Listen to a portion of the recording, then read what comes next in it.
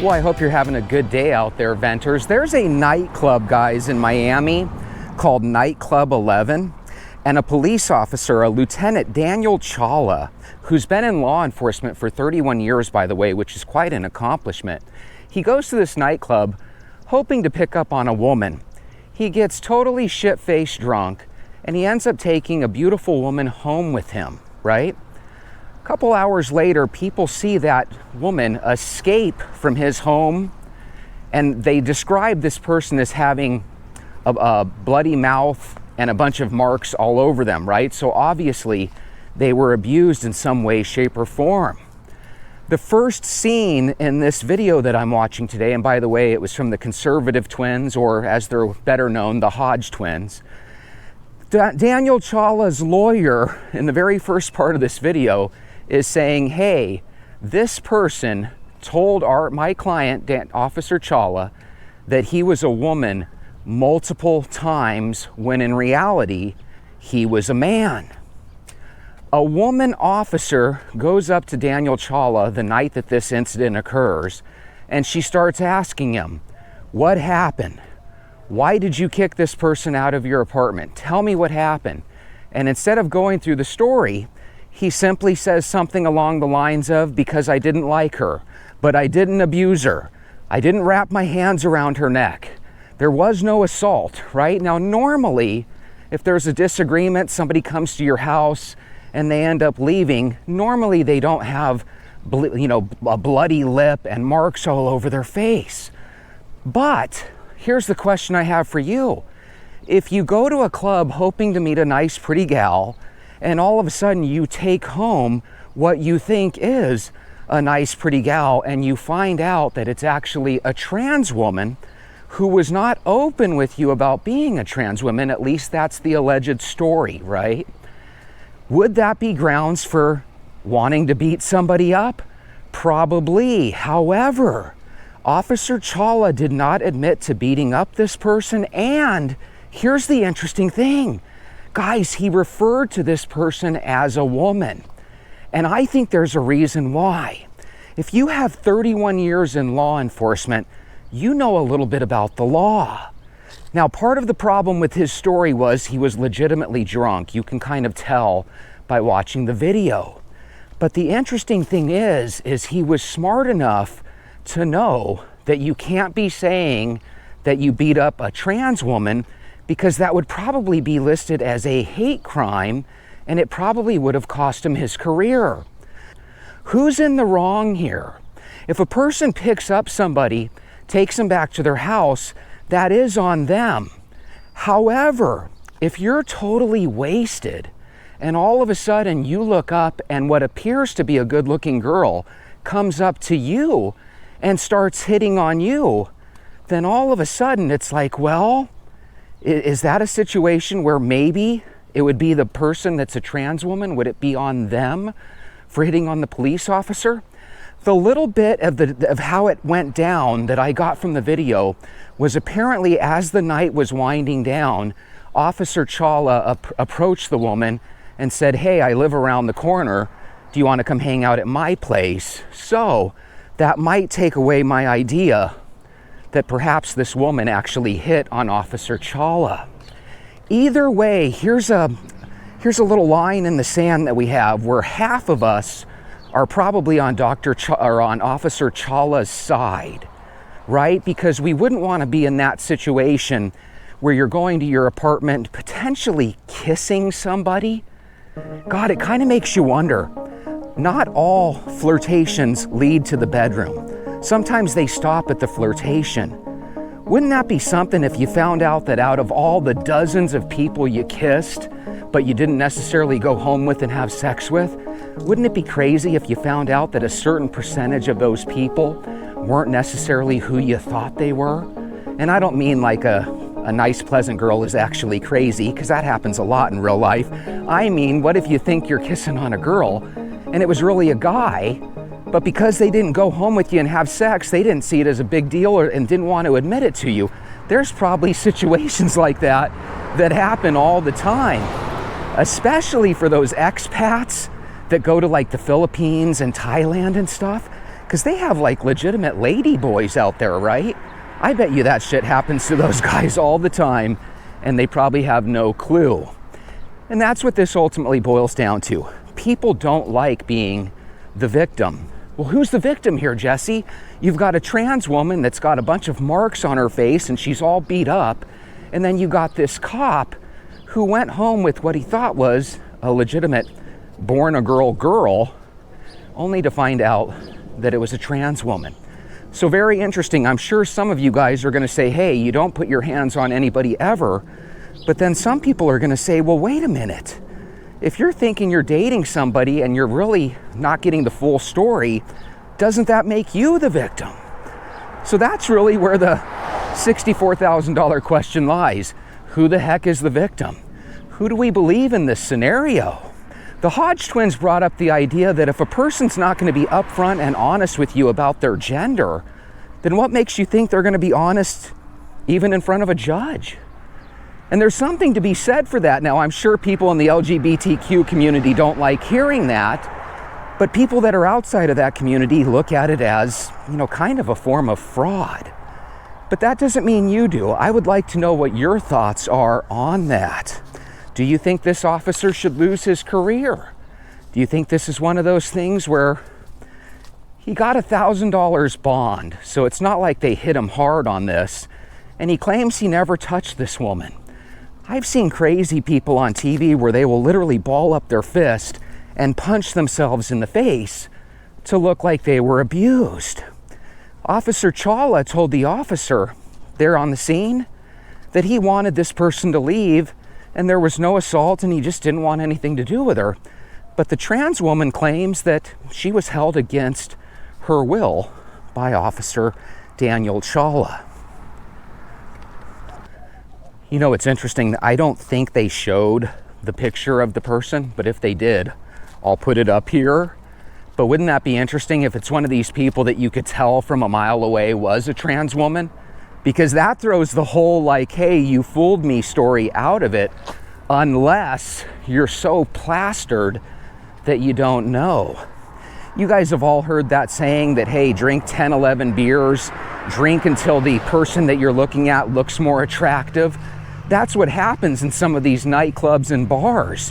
1 or 2 beers, they might not want anything to do with you, but by the time the person's on their 10th or 11th beer, everybody in the darn nightclub looks appealing to them. That's why a lot of times people, when they tell you, man, I gave up alcohol, I haven't drinking in 20 years, you ask them, why haven't you drinking? It's because of embarrassing things like this. It might not be this exact type situation, but you guys know what I mean. Most people hit rock bottom and they start to realize, hey, I need to quit drinking beer, right? And ultimately they quit. Well, at least some of them do. Kind of reminds me of that song. Do you guys remember that super popular song? How did it go? It was like, you lied to me. You said you had a girl's pee-pee. You guys remember that song? Who was that? Return of the Mac? It's so weird. If you look at that video, it still looks like a modern video, even though that's like a 25-year-old song or a 20-year-old song. But if you look at that video, you're looking at a man that looks healthy. He looks youthful.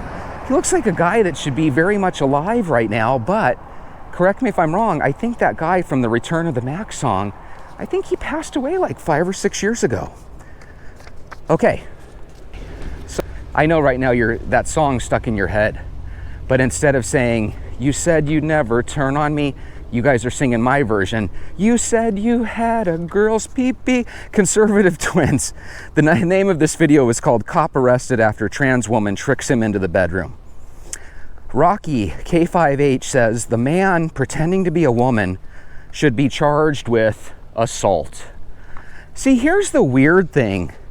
It's very easy to say, well, hey, one person has a bloody lip and a bunch of bruises on their face. They're obviously the victim. But what if it never got to that? What if the police officer actually called the authorities? Let's pretend like he's not a cop at all. Let's pretend like he's just an average Joe. And they call the authorities. The authorities come out there and they say, hey, I was kissing and hugging on this person, thinking they were, Tina, finding out that they're Troy. Do you think the cops would arrest the trans woman and take her to jail? Heck no. The cop would say, well, that's what you get. Meet somebody and be friends first, right? Even though, like I said yesterday, this is a world where, that's not really how dating happens anymore. If you take away the bruises, who's the victim? And does the trans woman deserve any sort of punishment? See, most people will say no. The trans woman is just living her own life, right? She's living her best life, as they say.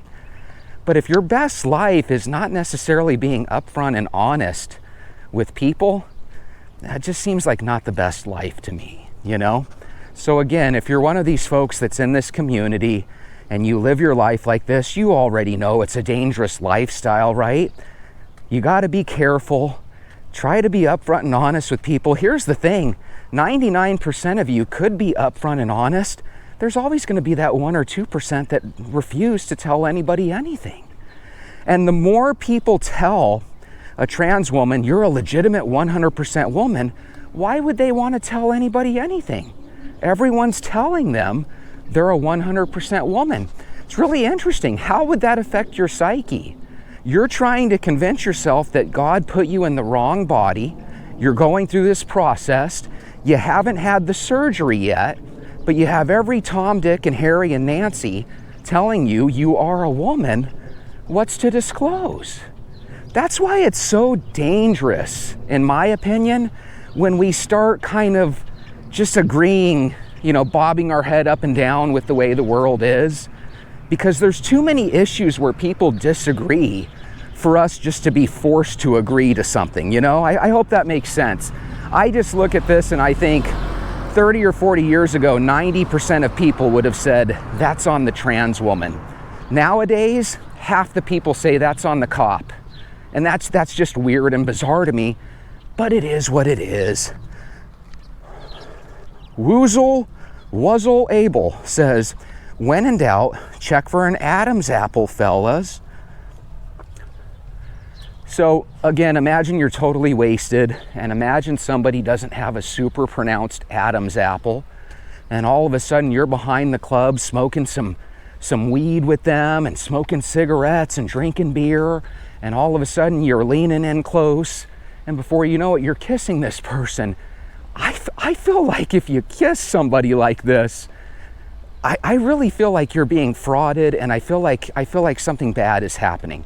I'm not going to say it's, the most horrible thing in the world, because, you do get to walk away, and it is your choice who you kiss and make out with. Just really a bizarre situation.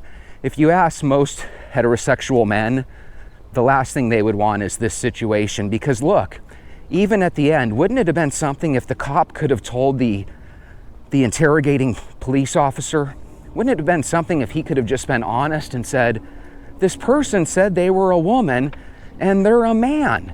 The reason he couldn't is because even though he was drunk, he was smart enough to know, I don't want to catch a hate crime.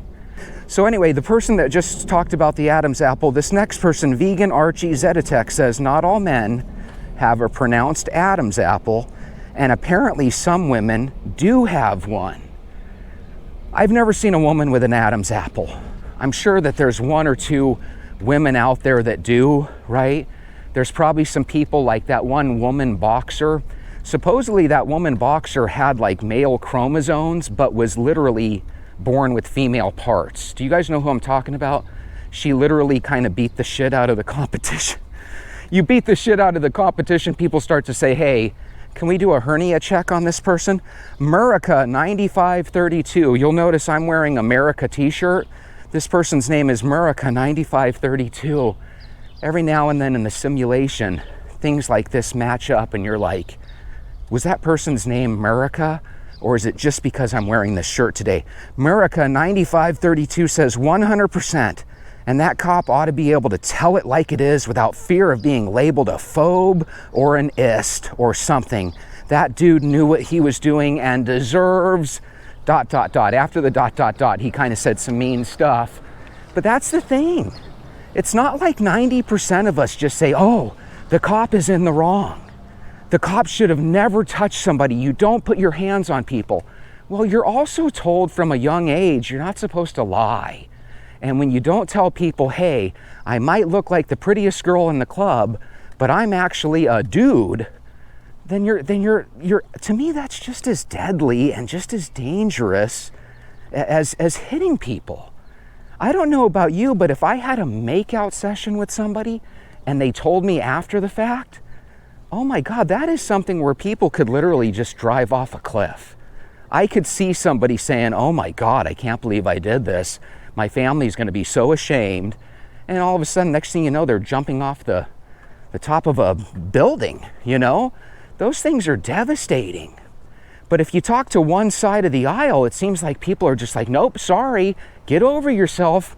Get over yourself, Mr. White, straight man. I mean, it's I would love to know what you guys think on this. There is no right or wrong answer because, like I said, we live in a world where everyone's different.